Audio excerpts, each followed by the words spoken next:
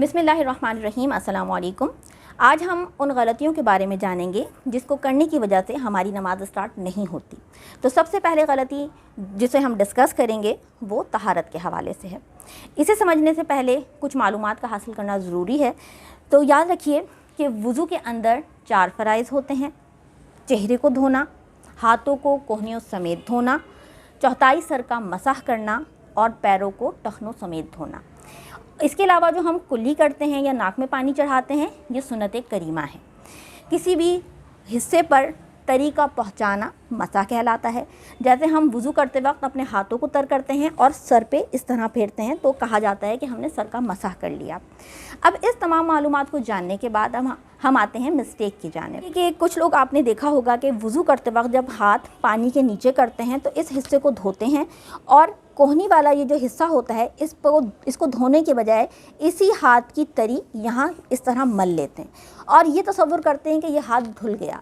और हमने आपको क्या बताया कि वज़ू के 4 फ़राइज़ में से हाथ को कोहनी समेत धोना भी एक फ़र्ज़ है। और धोने की तारीफ़ है कि यानी उस हिस्से के हाथ के हर हिस्से पर 2 बूंद पानी बहना चाहिए।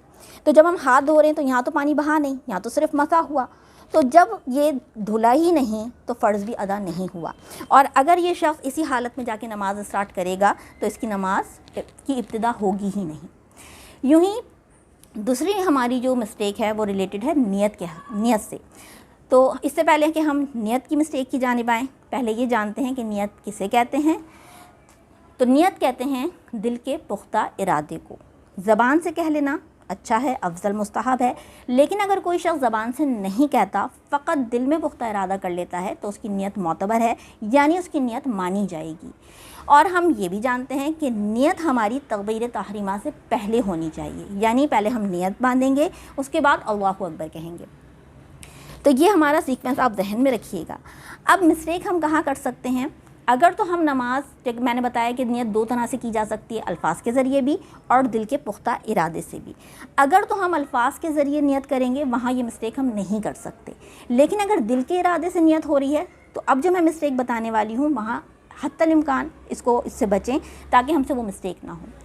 जैसा आपने देखा होगा कि कभी कभी हमारे पास नमाज क़ज़ा होने का टाइम आ जाता है और उस वक्त हमने अगर नमाज़ नहीं पढ़ी होती और टाइम हमारे पास बड़ा ही लिमिटेड होता है तो हम फ़ौरन भागते हुए जाते हैं, वज़ू करते हैं और फ़ौरन आके नियत और तकबीर लगाते हैं।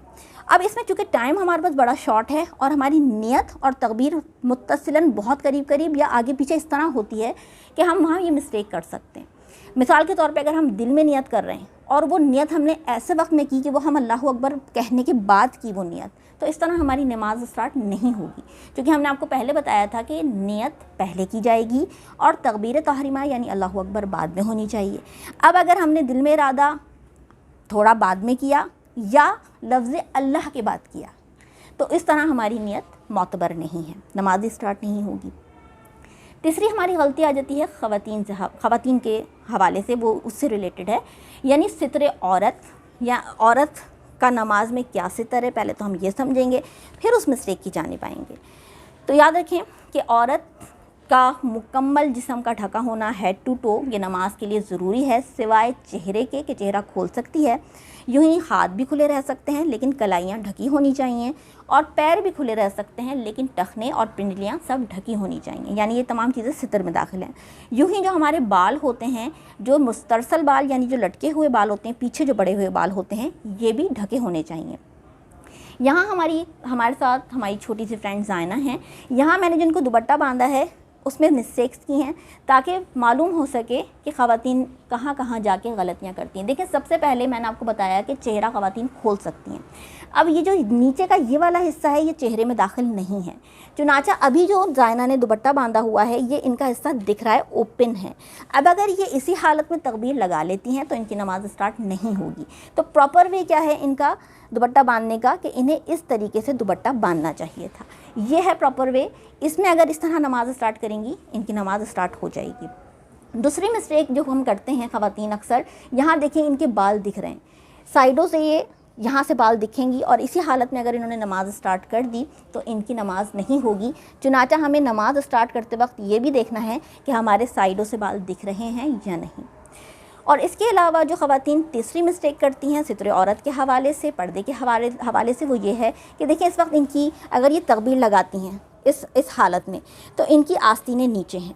अगर इनकी फुल कवर्ड आस्तीन भी हो तो जब ये तकबीर लगाएंगी तो कुछ ना कुछ आस्तीन का हिस्सा नीचे जाएगा, जिसकी वजह से होगा ये कि इब्तिदान ही इनका सितर खुला हुआ है। मैंने आपको बताया था कि कलाइयाँ भी सितर में दाखिल हैं। अगर कलाइयाँ इब्तिदान खुली हुई तो फिर नमाज स्टार्ट नहीं होगी। तो इसका जो प्रॉब्लम का सलूशन है वो ये है कि ये दुपट्टे के अंदर हाथ करके फिर तकबीर लगाएंगी। अच्छा, इस वक्त इन्होंने जो दुपट्टा पहना है, मैंने नहायत शॉर्ट दुपट्टा इन्हें पहनाया है ताकि मैं आपको ये भी दिखा सकूं कि जिस वक्त ये इस तरह का दुपट्टा पहनेंगी तो ये एक मुनासिब दुपट्टा नहीं है नमाज के हवाले से।